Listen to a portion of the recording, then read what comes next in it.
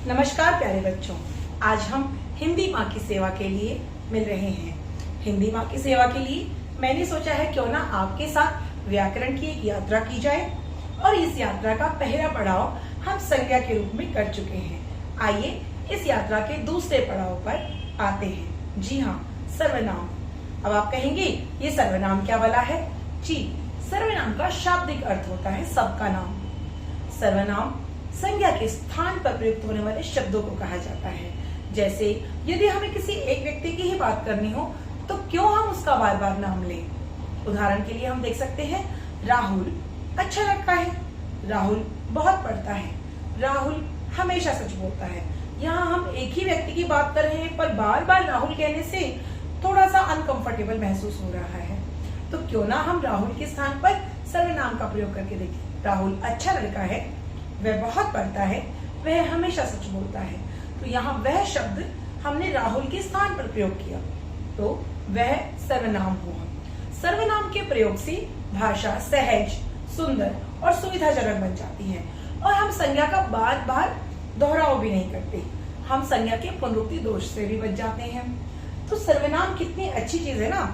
आइए जानते हैं सर्वनाम के भेद कितने होते हैं, कितनी प्रकार के सर्वनाम होते हैं। तो सर्वनाम के बच्चों 6 भेद होते हैं। जैसे पहला भेद है पुरुषवाचक। अब यहाँ पुरुष से अर्थ किसी आदमी से नहीं है।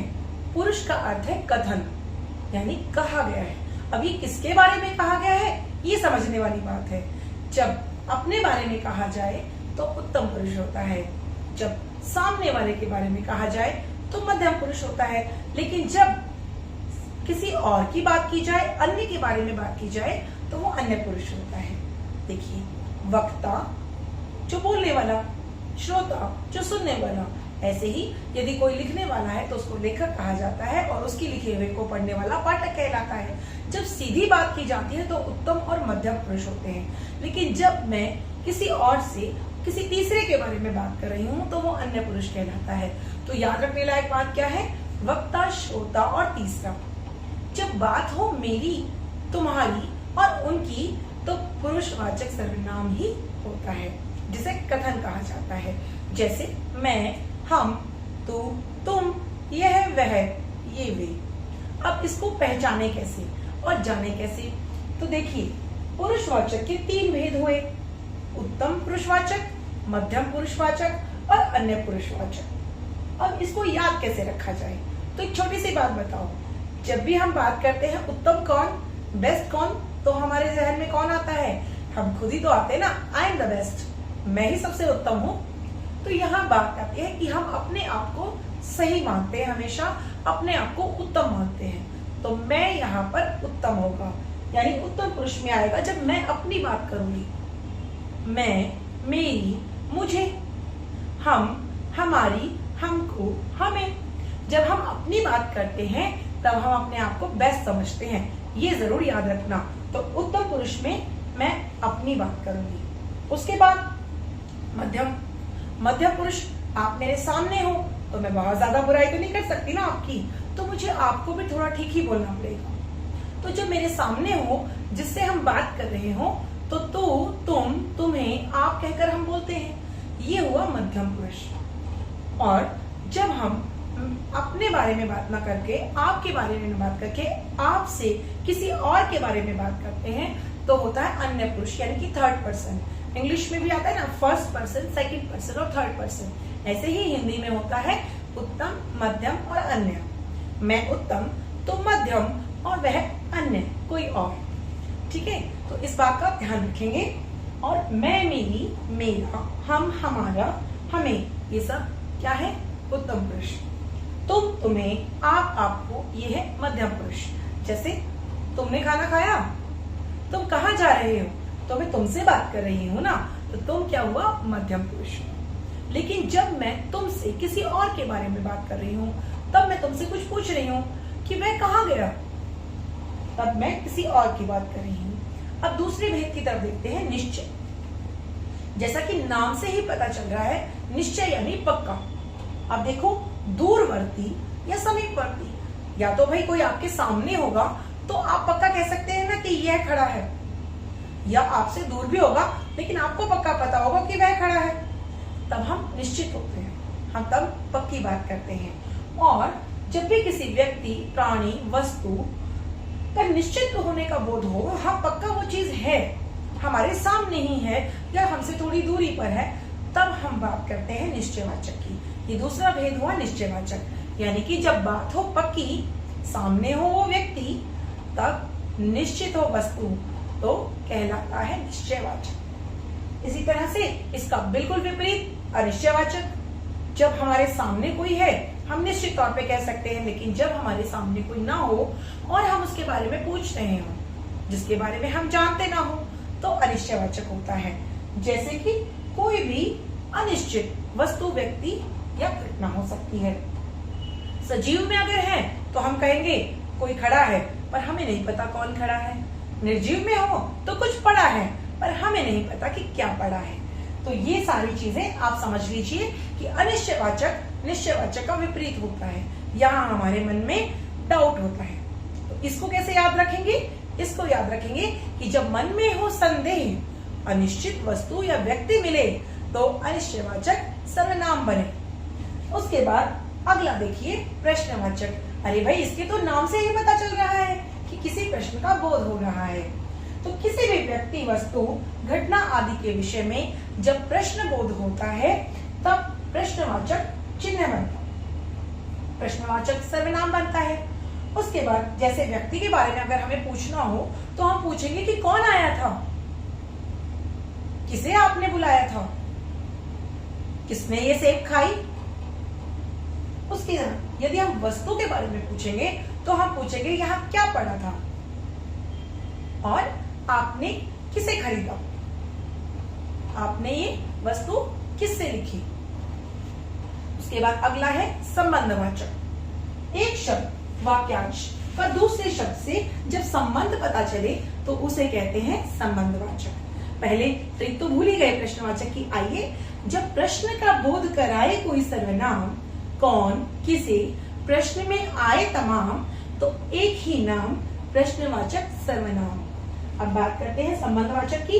जब एक शब्द या किसी वाक्यांश का दूसरे शब्द या दूसरे वाक्यांश के साथ संबंध पता चले तो वहां पर होता है संबंधवाचक सर्वनाम। जैसे कि जो, सो, जो आया है सो जाएगा, जिसे, वही, उसके साथ जैसा, वैसा, जैसा बोओगे वैसा काटोगे, जिसको, उसको, जिसको भूख लगी है उसको खाना दे दो, जिससे, उससे। तो इन शब्दों से हमें संबंध का पता चलता है। और इसकी ट्रिक जैसे तेते पांव पसारिए जेती लंबी सौड़, यानी कि उतने ही पैर पसारिए जितनी लंबी आपकी सौड़ है, यानी कि अपनी मर्यादाओं को ना भूलिए और जितना आपका सामर्थ्य है उतने ही कार्य कीजिए। संबंधवाचक को जो एक दूजे से रिश्ते बतलाए, एक दूजे के साथ ही आए, संबंधवाचक सर्वनाम कहलाए। जैसा तैसा, जैसी वैसी, जैसी करनी वैसी भरनी। आप सबने सुना है ना? जी हाँ। अब बात करते हैं अगले भेद के बारे में। तो इसके लिए हमें अपने बोर्ड को जरा पलटना पड़ेगा। जी हाँ, अगला हमारा भेद है निजवाचक सर्वनाम। कर्ता के लिए या कर्ता के साथ जब हम किसी भी अपनत्व को प्रकट करने के लिए, अपनापन प्रकट करने के लिए बात करते हैं तो वहां पर होता है निजवाचक सर्वनाम। जैसे जब हम अपनी बात कर रहे होते हैं, मैं पुरुषवाचक हुआ, लेकिन जब अपने बारे में बात कर रहे होते हैं तब निजवाचक होता है। जैसे मैं आप खा लूंगी, मैं आप ही चली जाऊंगी, मैं अपने आप चली जाऊंगी स्वयं। इस गलती के लिए आप स्वयं जिम्मेदार हैं, खुद। मैं खुद ही बड़ी परेशान हूं। जी हाँ, निजवाचक संबंध में जो अपने बारे में बतलाए या अपनापन दिखलाए, कर्ता हो या कर्ता के संग अपनत्व निभाए, वो निजवाचक सर्वनाम कहलाए, वो निजवाचक सर्वनाम कहलाए। तो आशा करती हूँ आप सबने इस चीज को समझा होगा कि सर्वनाम के कितने भेद होते हैं। जी हाँ, 6 भेद। एक बार फिर से दोहराए। पुरुषवाचक, वक्ता, श्रोता या तीसरा जब बात हो मेरी, तुम्हारी या उनकी। निश्चयवाचक, जब बात हो पक्की, सामने हो व्यक्ति या निश्चित हो वस्तु। अनिश्चयवाचक जब मन में हो संदेह, अनिश्चित वस्तु या व्यक्ति मिले। तो अनिश्चयवाचक प्रश्न जब प्रश्न का बोध कराए कोई सर्वनाम, कौन किसे किस क्या प्रश्न आए तमाम, तब बनता है प्रश्नवाचक सर्वनाम। जी हाँ, संबंधवाचक जो एक दूसरे से रिश्ता बतलाए, जो एक दूसरे के साथ ही आए, संबंधवाचक सर्वनाम कहलाए।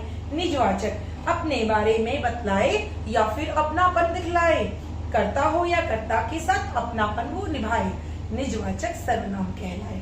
तो इन सारे भेदों को आप जानेंगे और कुछ प्रयोगों के द्वारा भी आप इसको समझ सकते हैं। आप सब रोज अपनी बोलचाल की भाषा में सर्वनाम का प्रयोग करते ही हैं, बस जरूरत है थोड़ा सा ध्यान देने की। एक और बात मैं आपसे कहना चाहूंगी कि सर्वनाम के पुनरुक्ति प्रयोग भी होते हैं। जैसे सर्वनाम संयुक्त रूप में भी आता है। संयुक्त रूप में आकर जब अर्थ को बार बार बताया जाता है या अनेक अर्थों का आभास होता है, जो जो आता जाए उसे बिठाते जाओ। तो यहाँ जो व्यक्ति के एक के बारे में नहीं है, जो जो आता जाए। अनेक व्यक्ति हो सकते हैं, उनको आप बिठाते जाइए। जो जो मांग रहा है उसे उसे दे दो। कोई कोई, ठीक है। क्या क्या, यहाँ क्या क्या रखा है, यानी कि कोई एक वस्तु नहीं रखी है, कई वस्तु रखी है और उन सब के बारे में हम पूछ रहे हैं।